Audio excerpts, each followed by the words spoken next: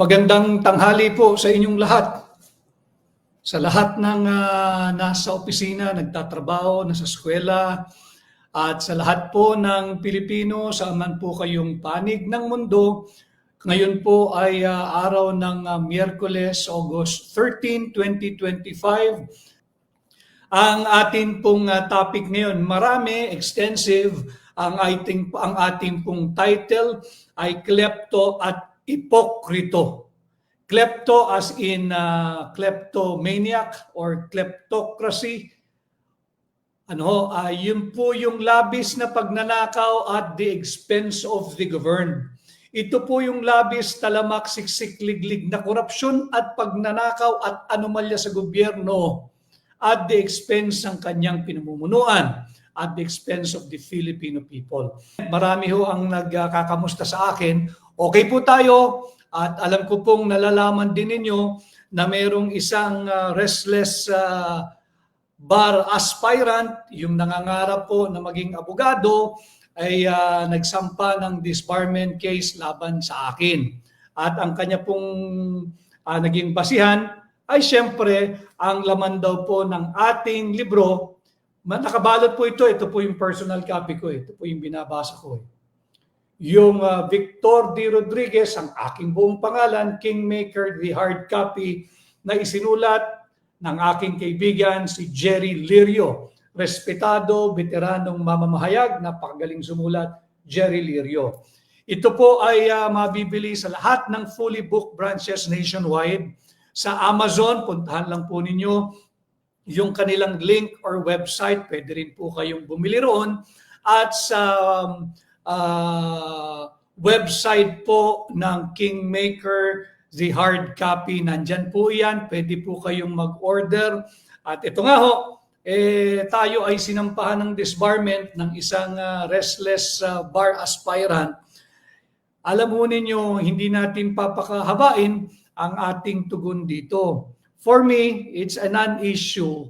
The disbarment case filed against me by a non-lawyer is a non-issue coming from a person that has no personality and has no basis in filing that senseless and baseless nonsense disbarment case. So hayaan natin, pag natanggap ko na, diversionary tactic lang yung ginagawang issue sa iyo, Attorney Vic, dahil sa anomalya ng flood control project. Tama po iyan kay mamamayang Pilipino. Kaya po ang ating titulo ay Klepto at Ipokrito. Mamaya po tatalakayin natin ba't klepto at ipokrito.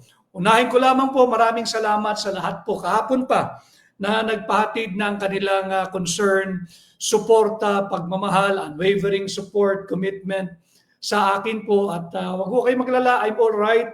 Hindi lang ako agad nakatugon dahil ako po nasa labas maghapon kahapon at medyo late na po akong nakauwi. Kanya sinikap ko po na makapag-live ngayon to assure everyone, yung mga nagmamahal po sa atin, pati na yung mga trolls at yung bashers na okay po tayo, inaatake yung ating legitimate and decent means of livelihood. Yan pong pag-aabogado. Kung nabasa po ninyo yung aking naging pahayag sa aking official Facebook page, tanging pag-aabogado ho ang pinagkukuhaan ko ng kabuhayan upang maitaguyod ng marangal ang aking pamilya at mapadala sa eskwela at mapagtapos ang aking mga batang anak. Ito po ay inaatake ng isang, hindi ko siya kilala yung nag-complain. Never pong nag-cross ang aming landas. Hindi ko po siya kilala, hindi ko po siya nakasalamuha at wala po siyang personalidad na mag-file ng kaso. Subalit nariyan na yan, antayin ko na lang po na matanggap yung notice at sasagot po tayo. Sapagkat lisensya po natin ang kanilang inaatake, alam naman natin, ito ay kanilang pamamaraan upang ako ay takutin. Kagaya din po ng akin naging pahayag, nagkakamali ka iho. Hindi mo kilala ang aking pagkatao. Hindi mo ako kayang lansihin, hindi mo ako kayang linlangin, hindi mo ako kayang takutin. Hindi ikaw ang tatakot sa akin at hindi ikaw ang bubusal sa akin bilang tunay na nagpapahayag ng mga problemang panlipunan na dapat malaman ng ating mga kababayan. Patuloy po ako, kagaya ng aking commitment sa inyo, patuloy po ako magsisilbing boses, mata, tinig at tainga ninyo, mamamayang Pilipino, kahit po tayo ay isang pribadong mamamayan bilang abogado, bilang tinig maisog. So muli po, sana ho ay mag-like, share, and subscribe po kayo sa ating YouTube page or YouTube channel. At pagdating naman po sa ating Facebook page, sana po ay mag-like, mag-comment at mag-share po kayo para higit pa ang makapanood ng ating direktang ugnayan sa inyo. Magandang tanghali po, magandang araw sa lahat. At yung mga susunod po mamaya na sa opisina pa o busy pa na manunood po ng replay, tanggapin po ninyo ang aking maalab na pagbati sa inyong lahat. Gaya po ng ating pinag-uusapan ngayon, ang ating pong pamagat ngayong tanghali ay klepto at ipokrito. Bunsod po ito nung naging speech during the privilege hour ng isang araw ni Congressman Sid Ungab. Kagaya po ng sinabi ko sa inyo, ating protektahan, pakaingatan, suportahan si Congressman Sid Ungab. Sapagkat ito po ang magbabantay sa mga anomalyang magaganap, sisikapin niyang pigilan. Hindi lamang siya mag-isa, subalit pangungunahan niya at pinangungunahan na po niya. Nakakadalawang privilege speech na po si Congressman Sid Ungab. At dito, isinisiwalat niya, unang-una, yung anomalya nga pong nakita niya na patuloy, bunsad ng illegal, unconstitutional, invalid, immoral 2025 national budget. At yung isang araw ho, ang kanyang, ang konteksto at laman ng kanyang speech, ganun pa rin ho, yung tungkol may kinalaman sa anomalyang 2025 national budget. Nais kong batiin ang ating kaibigan na nanonood, Senador Rodante Dante Marcoleta. Saludo ko sa iyo, Senador, napakahusay mo at talagang ipinakita mo ang iyong talas, ang iyong sinseridad, ang iyong paninindigan sa nakaraang botohan dyan sa binigyan ninyong napakaraming boto para i-archive itong unconstitutional at void ab initio na impeachment complaint laban kay Vice President Inday Sara Duterte.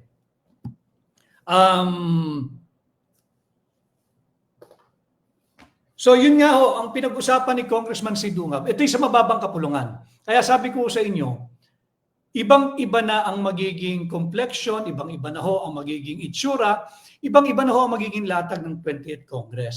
Sapagkat sa mababang kapulungan, nandyan po ang ating poste, ang ating angkla, Congressman Sid Ungab, marami pa pong kasama yan. Of course, nandyan si Congressman Pulong Duterte, si Congressman Omar at Harold Duterte, at yung mga iba pang independent at like-minded individuals na may pagmamahal po sa Pilipino at sa Pilipinas. Sa Senado, siyempre, pinakita na ho niya. If that was his baptism of fire test, ay makikita natin talagang pasadong-pasado, Senador Rodante Marcoleta. So meron po tayong angkla na maaasahan, hindi po para kampihan. Yung mga nais lamang maging kritiko ng pamahalaan, hindi po ganyan yung Sid Ungab. Hindi din po ganyan yung Rodante Dante Marcoleta. Doon lang po papanig sa tama yan at lalong-lalo na sa issue ng constitutionality. If they send something is unconstitutional, agad-agad pong titindig yan at hindi nila kakaniyan. Subalit, kahit naman po ito ay administration measure, halimbawa, kung sa tingin naman nila ay makakabuti sa sambayan ng Pilipino, susuporta po yan. Ganyan po kalawak, ganyan po kabeterano, ganyan po pagiging patriotic nitong dalawang taong ating binanggit.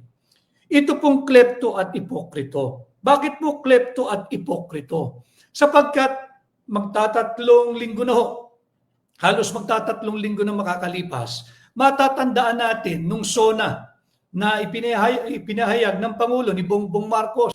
Sabi niya kanyang papanagutin, huhubaran at iimbestigahan, papangalanan yung mga may pananagutan diyan sa 500 billion pesos more or less na flood control funds na nauwi sa wala. Kinurap, ninakaw, binulsa, kaya nga po ang ating pamagat ay klepto. Mauuwi po uli ito sa usapin ng 2025 national budget na most corrupt in the history of the Philippines.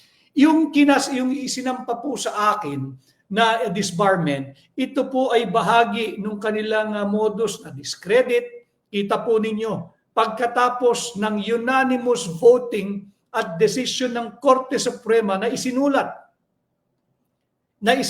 ni Senior Associate Justice Marvic Leonen. Katakot-takot po ang ataking inaabot ng ating Korte Suprema. Sila ay sinisiraan, sila ay hinuyurakan for their judicial activism. Dapat nga po sila'y palakpakan, sila'y suportahan, sila'y purihin. Sapagkat gising at nagising ang Korte Suprema, nagbigay ng napakatapang na desisyon declaring unconstitutional. Malinaw po yun sa desisyon eh. Declaring as unconstitutional at null and void ab initio. Linaw po. Hinighlight ko na po yan. Declaring as unconstitutional and deemed null and void ab initio. This is judicial activism at its finest. Ano pong nangyari? Dinidiskredito po ang Korte Suprema. Meron dyan para malayo ang issue sa illegal, unconstitutional, invalid, and most corrupt national budget ever. Huwag po ninyong kalilimutan, the most corrupt budget ever, itong 2025 national budget. Nagkakaroon ng discrediting dyan sa Supreme Court. At mamaya tatalakayin din po natin, dinidiscredit tila, hindi ko po siya kaibigan, hindi ko po siya kaaway, magkakilala po kami. But I am doing this bilang Pilipino, nakikita ko lang ho, na tila dinidiscredit din yung Pangulo ng Senado, si Senador Chis Escudero. Hindi ko siya pinagtatanggol, hindi ko po siya kaibigan eh. Again, hindi ko rin ho siya kaaway, pero magkakilala po kami. Yun doon ako nakakatiyak. Pero dinidiscredit sapagkat bahagi po ito ng direksyon ng administration. You have to discredit. Pag may anomalya na kinasasangkutan ng matataas opisyal, you have to deny. At kinakailangan gumawa ka ng deflection. Gagamit ka ng panakip butas o panangga. Ililigaw mo. Yan po ang kanilang estratehiya. At yung panghuli, demolish. So tatandaan po nyo ha, discredit, i-discredito mo yung mga legitimate dissenter, i-discredito mo yung mga institusyon kagaya ng Korte Suprema, a co-equal branch ng ating executive and legislative department. Co-equal po yan. Kaya lang, nabigyan sila ng unanimous ruling declaring null and void ab initio yung impeachment laban kay Vice President Inday Sara Duterte. Ano nangyari? Kung ano-ano na po ang ibinibintang, kung ano-ano na pong masasakit na pananalita ang ibinabato sa ating mga mahistrado diyan sa Korte Suprema. So bahagi po ito ng kanilang estratehiya. Discredit, i-deny mo yung mga totoong issue kagaya ng yung nawawalang 5,500 flood control programs. Nasaan yan? Yung nalusaw, daig pa ang bilis sa pagkalusaw sa yelo o sa ice cream sa ilalim ng araw ng 550 billion pesos more or less na flood control funds. Ano ang nangyari pag ninanakaw ang flood control funds? Patuloy po tayong babahain. At hindi lamang po yung baha, higit pa pong maraming ari-arian, bahay ang sisirain, sasakyan, motorsiklo, kasangkapan sa bahay ang sisirain. Yan po yung magiging dulot at magiging public health concern at issue din po yan. Bakit kanyo? Pagkabaha, nakababad ang ating mga paa, ang ating mga talampakan, ang ating baywang, kalahati ng ating katawan, minsan hanggang dibdib. Minsan pa ay lagpas tao. Kaya nga po, di ba, wag ninyong kakalimutan. 200 tao ang namatay diyan last year sa Bicol dahil sa baha. Dahil nawawala nga po yung flood control projects na ibinida rin ni Bongbong Marcos noong 2024 SONA. Na ngayon ay ibinida na naman niya na pananagatin din daw niya at mahiya naman daw po yung mga nakikinabang at nagnakaw ng flood control funds. Palakpakan naman. Palakpakan, hiyawan, tayuan. Doon naman po papasok yung ipokrito. Tutuloy-tuloy po natin ito. Klepto at ipokrito. Tuloy-tuloy po yung pagnanakaw sa kaba ng ating bansa. Huwag po natin itong hayaan. May mga taong naninindigan na tumitindig, nagsasalita at nagbubuwis ng kanilang buhay. Kagaya po ni Congressman Sito Ungab. Sapagkat meron pong isang kongresista na ipinapasa na po yung miraculously maneuvered Most Corrupt 2025 National Budget. Hindi daw po ito pananagutan ng mababang kapulungan. Hindi daw po ito dapat isisi o ibintang sa House of Representatives sapagkat yung mga milagrong maniobrahan, sa Tagalog pa, yung milagrong maniobrahan ay nangyari daw outside of the House of Representatives. Yan po ay katangi-tangi sapagkat mismong kongresista, bagamat hindi po siya bahagi ng 19th Congress, sinabi niya yung maniobrahan ay hindi dapat isisi sa mababang kapulungan sapagkat ito ay nangyari sa labas ng House of Representatives. Sino ang kanyang tinuturo? Papunta sa Malacanang o papunta sa Senado? Dahil pagkatapos po sa House, itinuturo niya ang Senado. Bigyan po natin ng sequence. Sapagkat sinasabi niya, wala raw pong kinalaman, naghuhugas kamay ang mababang kapulungan. Hindi po maaari. Sabihin na natin na may pagkukulang o bahagi ng pagiging unconstitutional ang 2025 budget sa active participation, consent, and knowledge ng Senado. Hindi po yun dapat pasanin lamang ng Senado. Pakikita ko po muli sa inyo. Naglilinis po, naghuhugas kamay. Inamin naman ng kongresista, hindi siya bahagi ng 19th Congress. Kaya po lalong nakakapagtaka, bakit hindi yung mga bahagi ng 19th Congress ang nagtatanggol kung talagang naniniwala silang walang anomalya dito sa 2025 national budget. Itinuturo po na yung milagrong maniobrahan ay naganap sa labas ng mababang kapulungan. Ibig sabihin, kung hindi sa Senado, sa tanggapan ng Pangulo. Yun lang po yan . 3 lang naman o pagdadaanan yan . Pagkatapos sa Kongreso, sa Senado. Tapos babalik ho dapat yan sa Kongreso.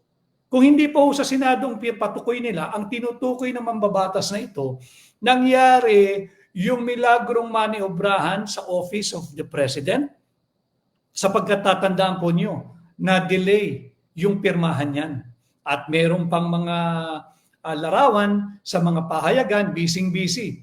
Ang miyembro ng Executive Department na riniribisa, pinag-aaralan, inaayos daw yung budget. That is already an evidence na unconstitutional sapagkat wala pong pakialam ang Executive Department pagdating sa budget preparation.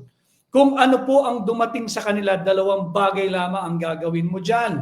Either pirmahan mo at magiging batas yung tinatawag nating GAA or i-veto mo. Maaari mong i-veto some, maybe yung ibang parte i-veto mo, yung ibang parte ipasa mo, or i-veto mo altogether. Alam naman natin na nangyari.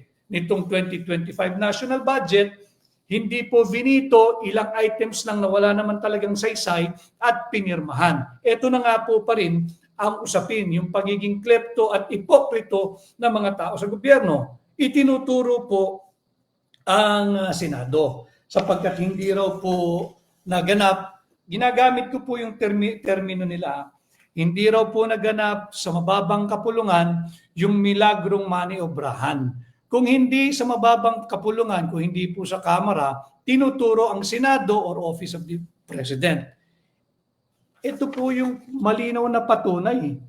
Hindi pwedeng maghugas kamay ang mga miyembro ng 19th Congress sapagkat pinangungunahan ito ng kanilang chairman ng Bicameral Conference Committee. Ayan po, malinaw po ito eh. So alam ng miyembro ng 19th Congress kung ano ang linalaman ng Bicameral Conference Committee report. Malinaw po iyan. Pirmado po iyan. At ito po ay public document at ito po ay sinumiti na rin po namin sa Korte Suprema bilang bahagi ng aming attachment at ebidensya diyan sa petition to declare null and void at unconstitutional ang ating 2025 national budget. So hindi po maaaring maghugas kamay basta-basta ang mababang kapulungan. Bakit po mahalagang ipakita muli natin ito sa ating pamagat na klepto at ipokrito? Sapagkat yung naging privileged speech po ni Congressman Sid Ungab, kanyang pinuna. Kung ang mga nasasangkot, yung mga nababanggit na pangalan, ay miyembro ng kasalukuyang Kongreso ng 20th Congress at miyembro ng 19th Congress, higit pa, patungkol dito sa nawawalang 5,500 flood control projects at yung 550 billion pesos na nalusaw na flood control funds, hindi nararapat, anya ni Congressman Sid Ungab, na mismong Kongreso ang mababang kapulungan ang mag-iimbestiga sa anomalyang kung saan ang nasasangkot o nababanggit na mga pangalan ay kapwa o kabaro nila na naging kontratista na. Kanya nga po, di ba, may bagong termino na, yung kongtratista. Mahirap naman yung congressman ang mag-iimbestiga sa kabaro nilang kongtratista.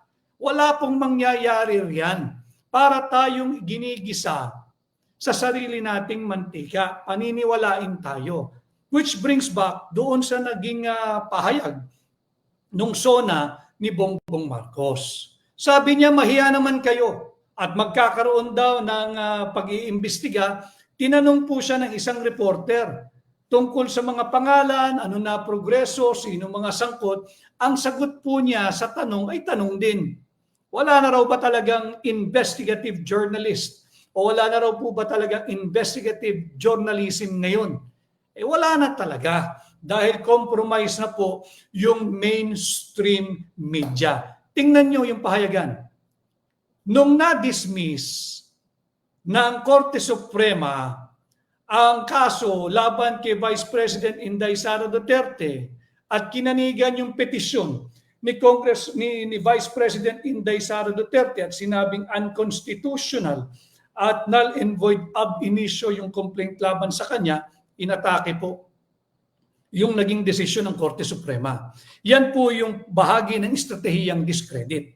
Tapos, denial sila, dinay nila yung mga nangyayari, kung ano-ano yung mga dinadamay nilang usapin, na bagamat mahalaga, hindi po kasing halaga nitong maanumalyang 2025 national budget, hindi po kasing halaga nitong paglustay sa 550 billion flood control funds na nagbubunga po ng kamatayan. Ang dami na pong namatay dyan eh. Nagiging public health issue and concern na rin po. Bakit? Tumaas po yung kaso ng leptospirosis. Bakit nga naman hindi? Dahil po sa baha ninakaw yung ating flood control funds. Ilang araw, linggo nang nakababad sa baha. Tubig baha ang maraming lugar. Ayaw nang lumabas ng tubig Yung lalawigan, yung probinsya ng Bulacan, pinakamaraming natanggap na pondo para sa flood control. Ano ho ang nangyari? Umiiyak na po yung mga kababayan natin dyan sa Bulacan tuwing umuulan. Higit pa kung may habagat at bagyo, nagiging ordinaryo na lang ho yung baha Kanya nga sinasabi di ba may nagsabi dyan, Hindi, yan na talaga ang new normal. Huwag po kayong maniwala doon. Pambubudol po yun. Hindi po yan ang new normal. Tama po kayo. Ang climate change po, naririto. Tama po kayo, hindi po tayo magdedebate dyan. Pero yung pagnanakaw sa flood control funds, hindi po kasalanan ng climate change yun. Hindi po kasalanan ng climate change yun. Dapat po nating panagutin. Kaya ayaw pumayag ni Congressman Sid Ungab na masyadong kahalay-halay na. Kung yung mababang kapulungan pa ang magsisimula ng investigasyon ayon sa naging pahayag ni Congressman Sid Ungab. Ang buod ng kanyang naging talumpati, unacceptable. At hindi po katanggap-tanggap at talaga nakakasuka, malaswang-malaswa kung mismo ang mga kongresista mag-iimbestiga sa kabaro o kapwa nila. Walang mangyayari po dyan. Bakit kanyo? Hindi ba lumabas na rin ito sa initial report? Gobyerno mismo naglabas. Yung SunWest Construction and Development Corporation.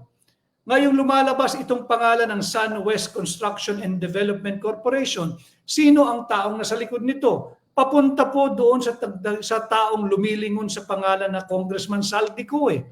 Kaya ba nyo imbestigahan yung chairman ninyo ng appropriations ng 19 Congress na may malinaw na pananagutan dito sa anomalous, illegal, invalid, unconstitutional 2025 national budget?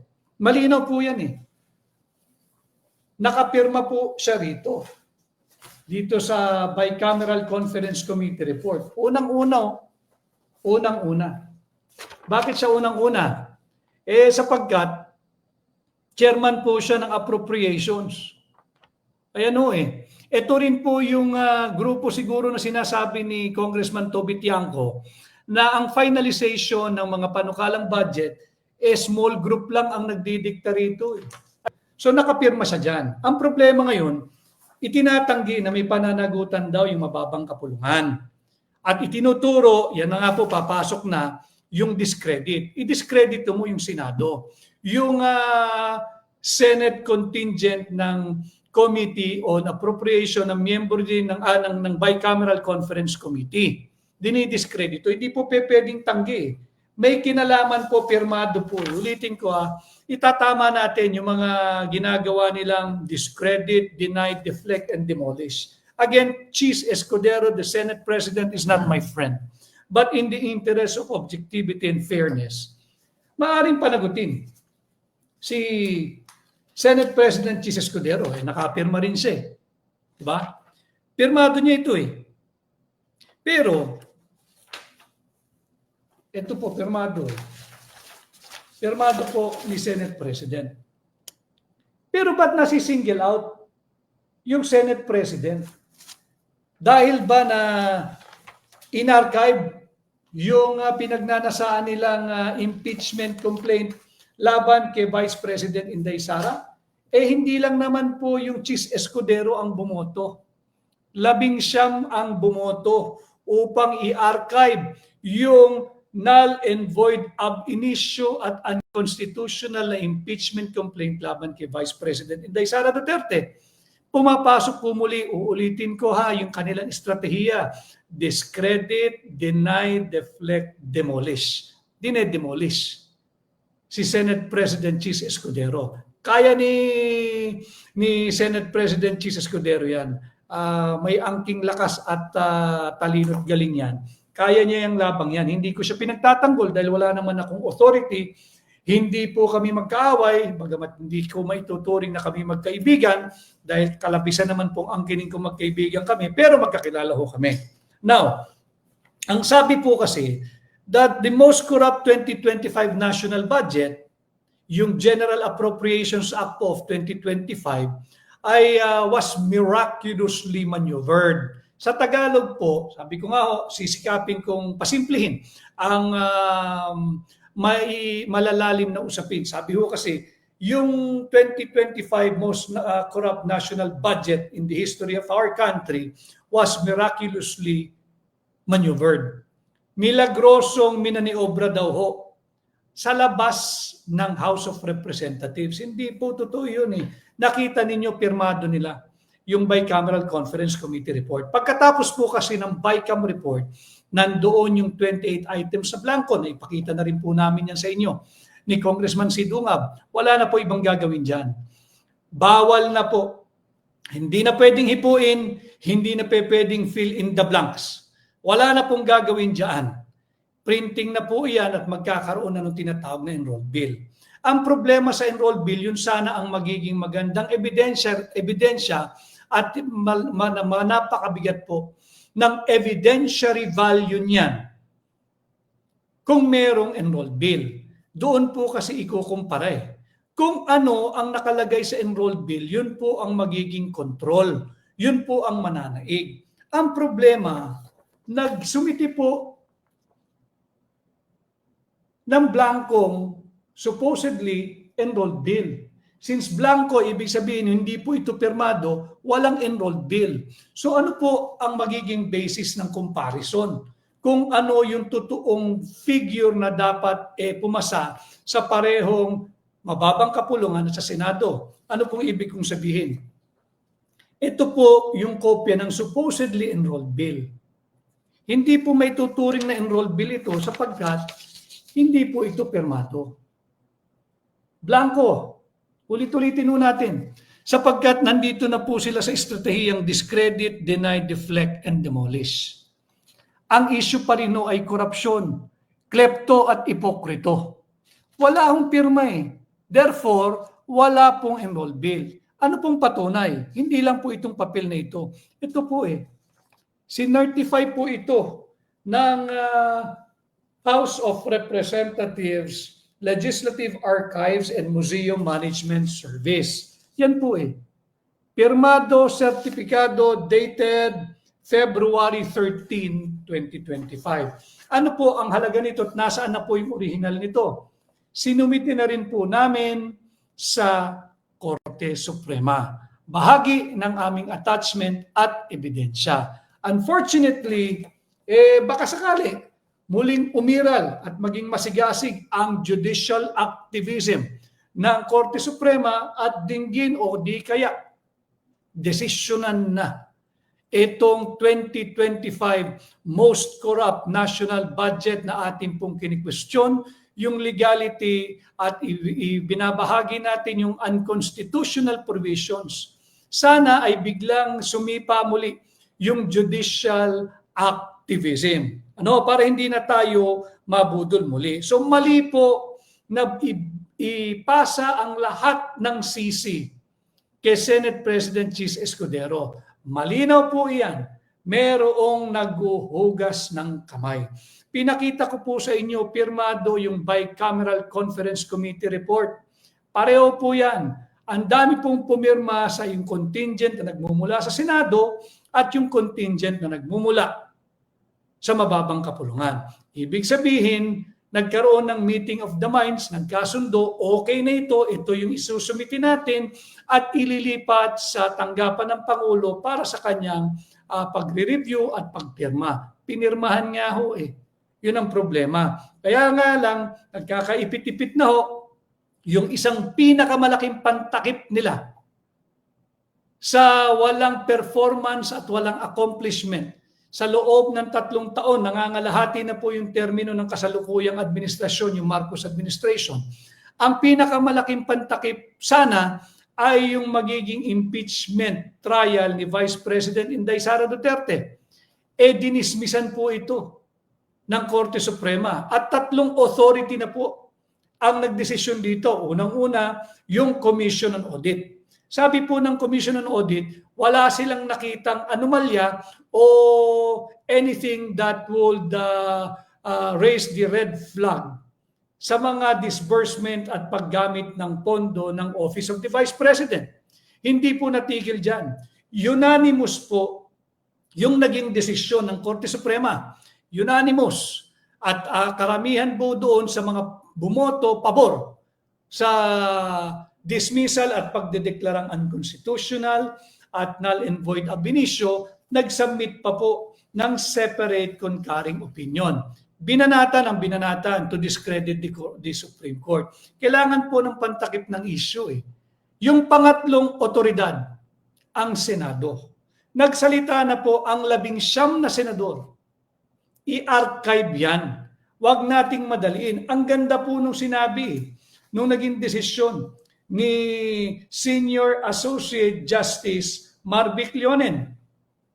It is not our duty to favor any political result. Ours is to ensure that politics are framed within the rule of just law.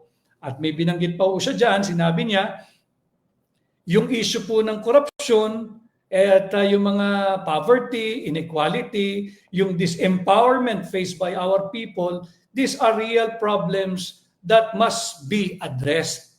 Now, sabi pa niya, we will not allow that to happen again. We will not, referring to the court as a whole, as a body, we will not hesitate to declare what is legal, just, and right for our people.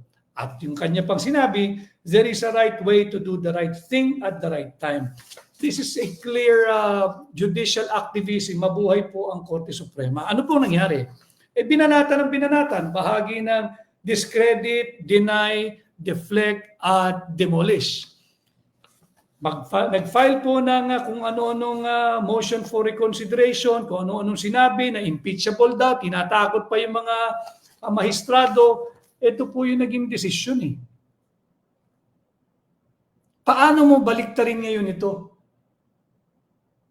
Buti sana kung ang naging desisyon ay 7-6. Isa lang ho ang kukumbinsihin mo, lumipat sa panig ng hindi na paboran, makakabumaliktad yung MR. Unanimous po ito eh.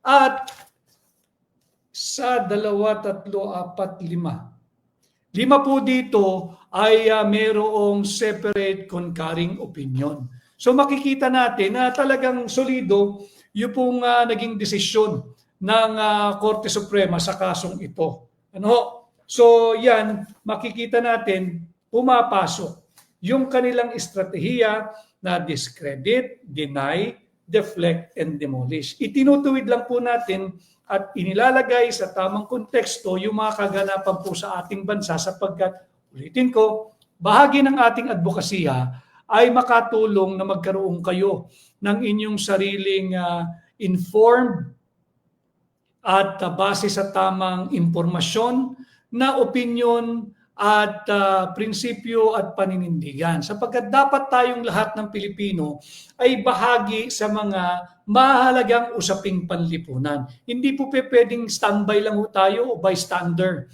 Sapagkat pag bumaha na naman, magrereklamo na naman tayo, iparinig natin ang ating tinig. Kaya nga po yung sinasabi natin, yung ating pamagat, klepto at ipokrito. Ipokrito sapagkat mismo yung pari diyan sa Liloan, Cebu, si Father Crescencio Siano Ubod, kanya talagang pinuna yung ipokritong palakpakan, tayuan, standing ovation, nung nagbitiw si Bongbong Marcos ng mensaheng mahiya naman kayo. Nagpalakpakan ho sila eh. Bakit ho nila ginawa yun? Mahirap namang hindi tumayo at pumalakpak. Magmumukha ho silang guilty. So kinakailangan, tumayo, pumalakpak, hiyawan. Bakit? To deflect. To deflect na hindi po raw sila yun. Ano ho ang nangyayari? Lumalabas na yung mga kontratistang nakinabang. Bumabandera po dyan, kagaya ho ng aking nasabi, yung SunWest Construction and Development Corporation. Na pag iyong kinapa at sinuri, lumalabas ho yung involvement sa management at ownership ng Congressman Saldico. Chairman lang naman siya ng matagal na panahon at ilang taon ng appropriation. At isa pang nakakuha ng malaki ay yung Highton Construction and Development Corporation. Sino po ang may-ari? Ang lumalabas pong pangalan ay Christopher Ko. Magkapatid daw po ito ni Congressman Saldico. So dito, makikita natin, tila naipit si Bongbong Marcos sa kanyang naging pahayag na sa kanyang SONA na mananagot yung mga kongresista na naging kontratista, kaya nga po lumabas yung terminong kontratista. At nung siya ay natanong at tinanong ng isang mamamahayag, miyembro, I believe, of the mainstream media, yung development, kung may pangalan na, kung sino ang mga lumalabas na korporasyon, ang sagot isang tanong din. Wala na raw bang mga investigative journalist ngayon? Wala na raw bang investigative journalism na nagaganap ngayon? Obvious po wala na. Sapagkat compromise ang mainstream media. Kung hindi anti-Sara Duterte, kung hindi anti-President Rodrigo Roa Duterte ang iyong storya, hindi yan magkakaroon ng banner or front page. Pag ang issue ay korupsyon, flood control funds, yung illegal, unconstitutional, invalid, immoral, 2025 national budget, hindi nila isusulat yan. Hindi nila isusulat yan. Pag ang istorya ay kung paano tayo binukulan ng Estados Unidos dito sa taripa from 17% ginawang 19%, i-spinin nila yan. Na nakakuha daw tayo ng 1% discount. Hindi po totoo yun. Ang prevailing tax regime ay 17%. Nung nagpunta sa Estados Unidos si Bongbong Marcos, 19%. Plus 2% po, yun ang tamang pagbasa dyan sa kaganapan na yan. At hanggang ngayon, tahimik. Wala silang masabi. Ano ba yung sinasabi nilang benepisyo natin sa agreement na ito? 19% ang ipapataw na buwis, effective nung isang araw ho, ng mga produktong Pilipinong papasok sa teritoryo ng Estados Unidos. Samantalang tayo, 0% or zero tariff. Across the board, sinasabi nung isang taong gobyerno, ay hindi naman lahat merong exemption. Nasaan ang listahan ng mga exempted products diyan sa 0% na ibinigay ng ating gobyerno ng Marcos administration na pabor sa Estados Unidos. Ito po yung mga kaipokrituhan, pinagtatakpan ang mga usapin, ito po yung dapat nating pinag-uusapan. Kanya nga po tuloy-tuloy yung paglalahad ni Congressman Sid Ungab diyan sa mababang kapulungan. And I'm sure, nagsalita na po, babalik tayo sa deflection. Yung deflection, lumalabas naman yung usapin na kinakailangan daw ay muling pag-usapan yung charter change. Huwag po tayong pumayag. Bakit? Last 2 minutes na po nila ito Naunsyami yung gimmick nila to unseat Vice President Inday Sara Duterte. Naunsyami yung plano nilang nakawin yung mandato ng 32 milyong Pilipino ng iilang mambabatas na pumirma ng hindi nagbabasa diyan sa unconstitutional, invalid na impeachment complaint laban kay Vice President Inday Sara Duterte. So ano ang solusyon para sila ay manatili sa pwesto beyond the term for which they were elected? Kalikutin muli, pagtangkaan muli na baguhin ang ating saligang batas. In the guise of what? Ano po ang cover nila this time? Nais daw pong ayusin yung naging bunga ng maling desisyon ng Korte Suprema. Sinabi po ito unfortunately, sinabi ito ng isang senador na hindi naman abogado. Sinabi niya, mali ang desisyon ng Korte Suprema at dahil nagkamali ang Korte Suprema, dapat baguhin natin, rebisahin, amendahan ang ating saligang batas. Ibig mong sabihin, Mr. Senator, mas matalino't mas magaling ka sa usapin ng batas dito sa ating mga mahistrado na nag-aral ng ilang taon sa law school. Yung iba dyan may masteral pa, tiyak. At araw-araw nagbabasa ng mga jurisprudence. Isa ka lang, unanimous ito. At sasabihin mo'y mali sila, mali ang Korte Suprema at ikaw lang ang tama. Ba, kalabisan naman yata yan. Aring veterano kang mambabatas, pero wag mong saklawin ang trabaho ng Korte Suprema. Kalabisan yan. Ibig sabihin, mas marunong ka pagdating sa interpretasyon kung ano ang valid at invalid, kung ano ang constitutional at unconstitutional sa ating mga kagalang-galang na mahistrado sa Korte Suprema? para magpanukala ka na baguhin, kalikutin ang ating saligang batas. Huwag ho kayong pumayag. Ito'y another form of trying to perpetuate themselves in power. Wala na ho eh. Yung pinakamalaking angkla nila na inaasahan, yung impeachment. Tatlong credible authoritative body, Commission on Audit, CLINIR, ang Office of the Vice President at si Vice President Inday Sara Duterte. Ang Korte Suprema, ito nga ho'y pinapakita ko, unanimous decision declaring as unconstitutional and void, null and void ab initio, yung impeachment complaint laban kay Inday Sara Duterte. Ano po ang naging reaksyon? Babaguhin, bubuksan, pagtatangka ang buksan ang ating saligang batas. Huwag ho tayong pumayag, gising Pilipinas, kilos mga Pilipino. Uubusin nila kung ano man ang yaman at pera ng ating bansa. Hanggang 2028 tapos na. Hindi na sila pwedeng manatili sa pwesto. Ang dami na hong nangyayari na hindi kaaya-aya. Kanya nga po yung ating pamagat ay klepto at ipokrito. Saan ka nakakita? Yung pinag-ugatan ng maanumalyang 2025 budget, sila rin ang mag-iimbestiga sa kanilang kasama at makakaasa tayo ng patas na investigasyon. Kaya po tayo nagsasalita sapagkat ang sinasahod nila ay nagmumula sa buwis nating mga Pilipino. At may nag-comment rito kanina, yung akin pong kinaharap ngayon na disbarment case, huwag ko kayong mag-alala. Kung ang layunin ay takutin ako, nagkakamali po sila. Hindi po talaga nila ako kilala. Kung ang layunin ay busalan ako, takutin para manahimik, meron po akong commitment sa sambayan ng Pilipino na bagamat ako ay nasa labas ng Senado, patuloy po ninyo akong magiging boses, tinig, mata at tainga.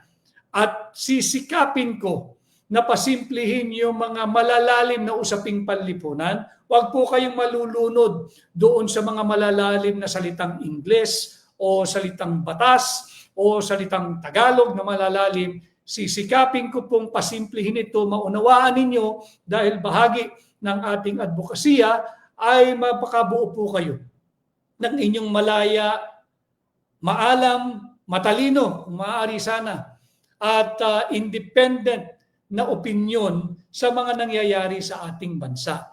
At bahagi din po ng ating panukala, advokasya, ay yung panawagan to respect, uphold, and defend our Constitution.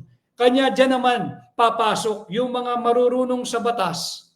Wala naman siyang commitment, hindi ko siya pinapangunahan. Pero sa pagkakakilala ko sa kanya at sa kanyang pagkatao, hindi papayag ito na yurakan ng ating saligang batas in the guise of aayusin daw yung isang provision sa Constitution dahil sa maling desisyon ng Korte Suprema. And I'm referring to our defender there in the Senate, si Senador Rodante Dante Marcoleta. May panukala po yung isang veteranong kongresista eh. Buksan ng konstitusyon, baguhin natin yan, amendahan natin para hindi na maulit yung maling desisyon ng Korte Suprema. Korte Suprema na nga eh. Tama po yung sinabi ni Senate President Jesus Escudero eh. Kung makaastang ilan dyan, they are higher than the Supreme Court. They are the Supremer Court. They are the Supremest Court. Mas maibabaw pa po, mas mataas pa sa Korte Suprema.